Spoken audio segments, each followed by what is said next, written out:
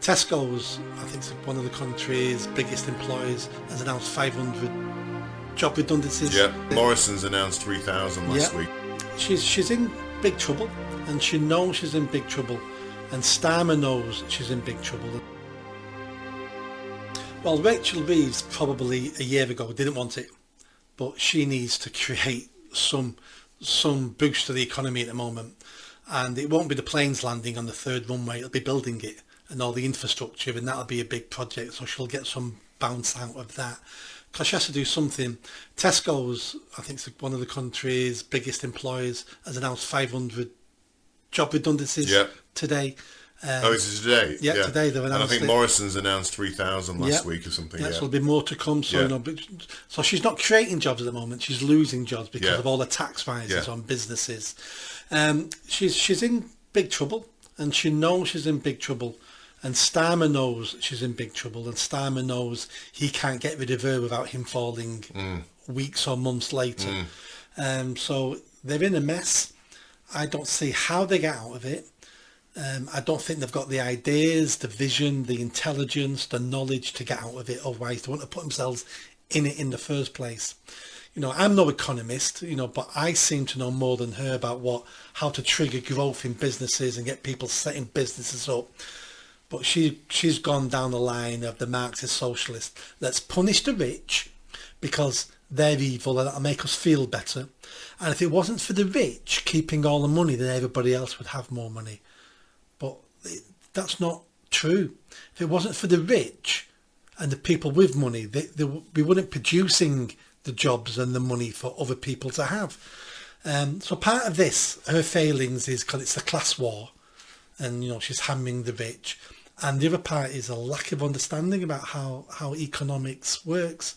And she should at least understand that to have a good economy requires government and politicians to have as little influence in it as possible. Let the market do what it does. Have some regulations to make sure we're not poisoning rivers and we're not treating people unfairly in health. Of course we need that, but that should be a minimum. Where at the moment it's just, and I've spoken to lots of people who said they're well off now and they don't want to retire. They would set up some more businesses, but it's not worth the hassle. I don't need the money, so it's not worth the hassle to not do it. I think it's actually, I'm in business. I think it's been like that for a few years, but people have plodded on regardless. I think what's happened now with this government is a killing stroke for a lot of people. And interesting, you mentioned about people who generate wealth.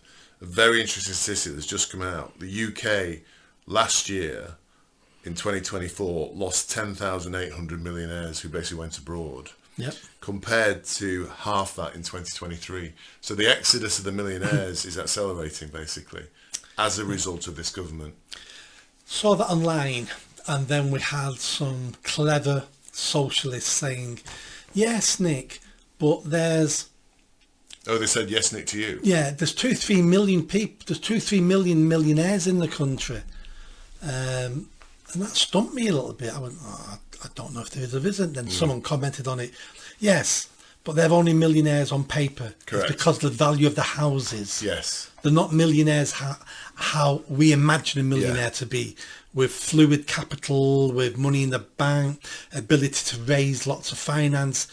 That's what we mean by millionaire. We don't mean you bought a house for 50 grand in the 70s and now it's worth 2 million in London. Correct. So we need to be careful of people messing with the figures to make it look like... But I think those millionaires who are going are ones who are mobile. Those are the ones who do have the money and the ability.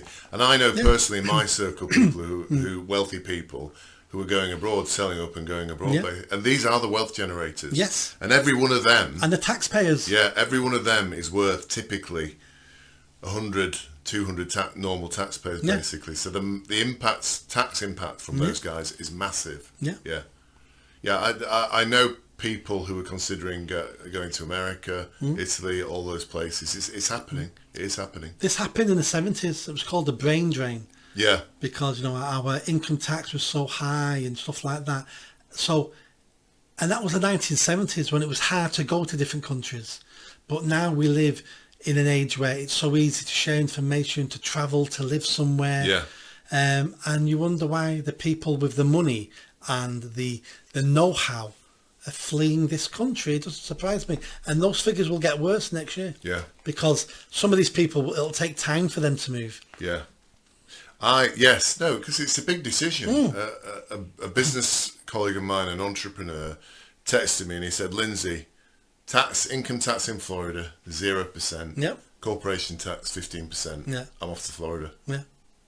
But it'll take him a year to mobilise, to get moving or whatever. Yeah, exactly. What I'm saying is, so we've had a lot more in 2024. You're right, it's going to accelerate if we carry on with this government and this approach. And I would say a lot of those figures, I would say the majority of those figures was caused by the Tory government.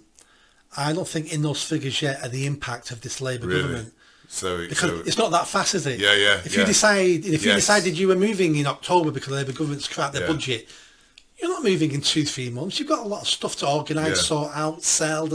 So I don't even think they're Labour's figures. I think the next year will be the worst. Some of them may have been, and again, these guys are clever, aren't they? So some of them may have been people thinking, this is going to be crap under Labour. I'm going to get out now before they get into power. So there might have been some of that going on, which is why it's increased. But they would have got to that stage by the Tories pushing them to that stage. Yes. Just knowing it's crap, but Labour's going to be worse. So the Tories did this as well. Yeah. Well, we know they're the same party. Exactly. So you mentioned unemployment increasing. So employment fell, or job losses. There were 47,000 job losses in December. At the time of year when they're recruiting more and more staff, even though it's part-time staff or temporary staff, because you've got the Christmas. So if you're losing jobs then, what's January going to be like? When January is a month where businesses fold because the Christmas wasn't as good as they thought it was going to be. People always hang on for Christmas hoping that saves them. And every year we see big names go in January. So what the January figures are going to be like? And we're seeing this in our businesses, and our MDs are saying, I'm getting rid of people or whatever. And I'm saying, well, why are you getting rid of them? Obviously, it's a more sophisticated conversation, but I'm paraphrasing. I'm saying, why are you getting rid of people? And they're saying, because our order books do not look great for the first quarter. Yeah. So they're saying, basically, people are not placing orders. When do people not place orders for goods and materials? When they're not confident, when they want to conserve money and they're not sure. So this is happening. Yeah. The economy is slowing down, definitely. The people who run businesses are seeing it, and they are laying people off. Yeah. And now those companies that you're involved in are now buying less themselves. Correct. So other people's books are looking poor now because you've bought less advertisement, less items, less this, less that. So other people going, my books look bad. I need to let people, and it's that knock-on effect. The steel guys, who are typical barometers of construction and that side, they're ringing up our companies now and saying, do you want to buy any steel? I've got no orders, basically. So it's happening. It's real.